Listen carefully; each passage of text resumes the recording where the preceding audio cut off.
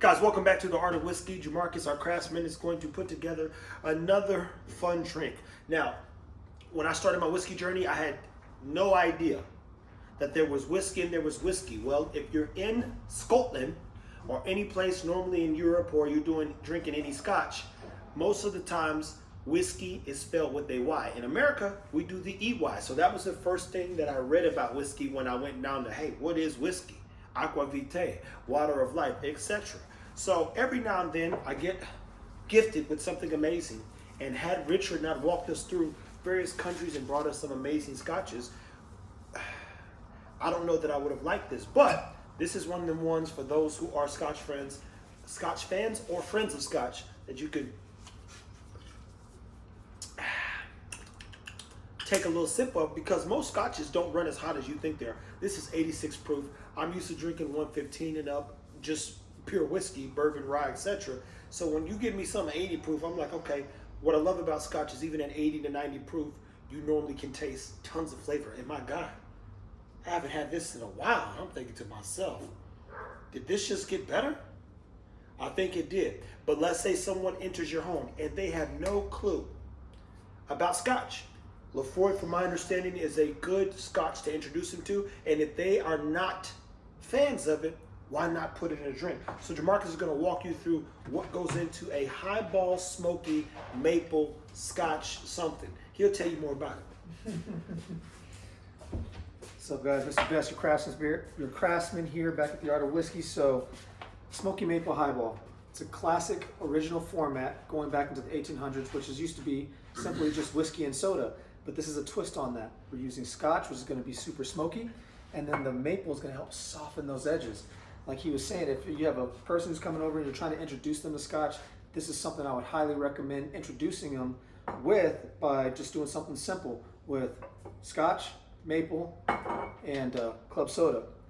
Now in Japan, they actually use highballs as an art form. So they do all kinds of crazy stuff when they do highballs. And when they say highball, simply the glassware. This is what you call a highball glass.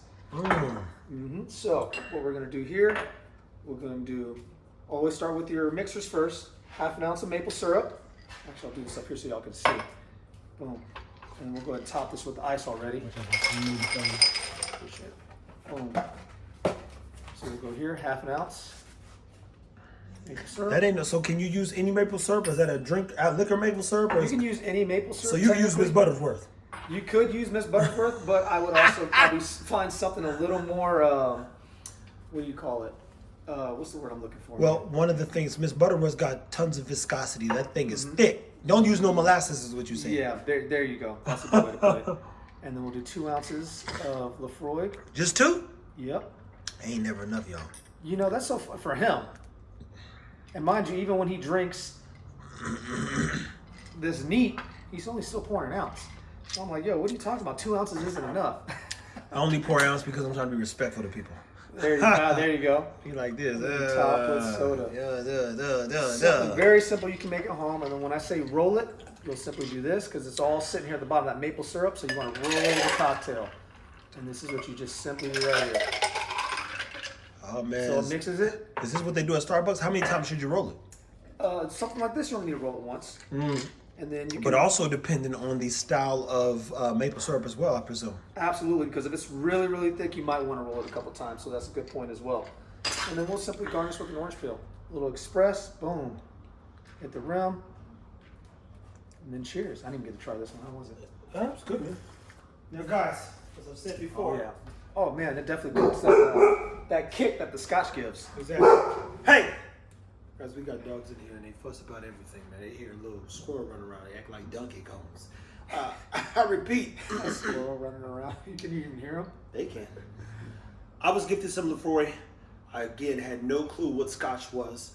Or when you hear whiskey, you say, man, all whiskey's whiskey. But then again, this whiskey right here, it's got that Y there. This one right here, Very Old Barton, got the EY. You probably can't see it on the camera, but go look at your whiskey if it's not scotch at your house.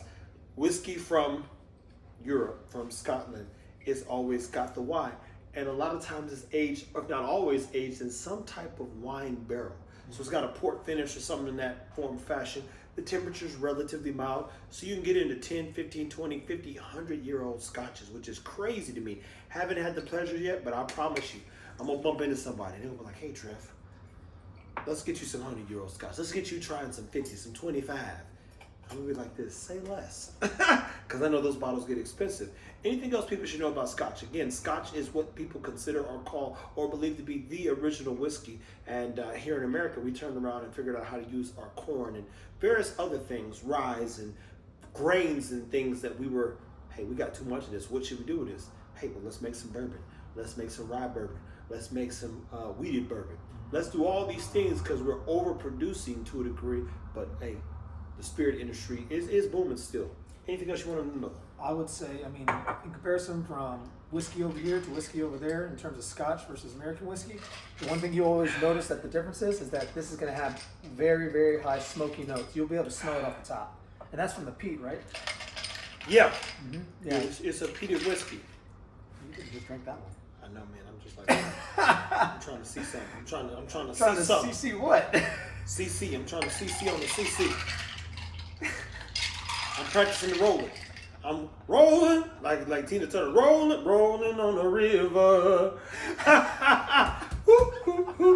Somebody in there drink like this. Okay, don't do too much. Don't do too much. Guys, what I would tell you is, man, we're going to make whiskey fun again. And even more importantly, continue to bring you information that I believe is going to add value to your home, to your kitchen, to your bar, to you and the time you spend with your friends, most importantly. I repeat, I've learned that whiskey's been, let me just slow down and say it's been great to me. And I can repeat, it's been great to me because I've learned so much from amazing people. And all the whiskey we have is gifted. Every bottle here, I bought a few. Let me be very clear. I bought your Parker's 12. I bought your or VVS. I bought Parker's 18. I bought a lot of whiskey. Hell, I bought the bottles I got that I've told you to start in my collection. What I would tell you is the rest of the collection comes from all those people who care and show up on Monday. And Monday's going to be another legendary day. I promise you that. Got to send a few messages out here shortly. But if you're getting into whiskey, I almost think to grow your palate fast, I would start with scotches. Scotches are going to be a little bit too much. They're going to be a little too flavorful for those people. They're a little bit harsh even to a degree, unless you get the right ones that we already did videos on from a guy like Richard, or take his advice. And even my reaction, because at the time I still wasn't thinking whiskey. Now I think whiskey per se. Yeah, and so I'm thinking, man, what are ways that we can elevate Scotch or get others to experience Scotch? And this right here, it ain't a Scotch bonnet, aka that hot ass pepper. But I tell you one thing, it tastes like Scotch in just enough, well, I'll just say other things in there to really get you to enjoy the Scotch. Now again, I take Scotch to the head. This is 80 proof. This is chocolate.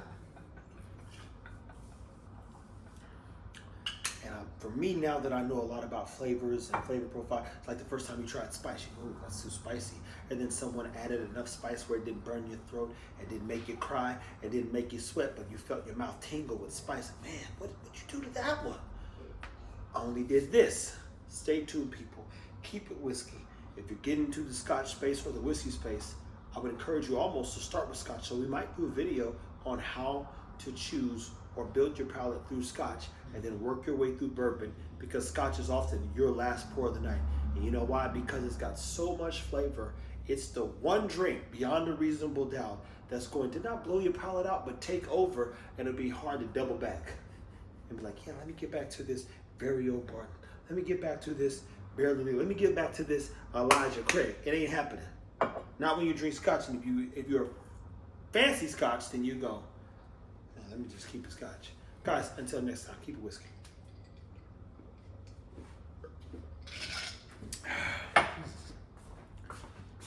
Easy drinking?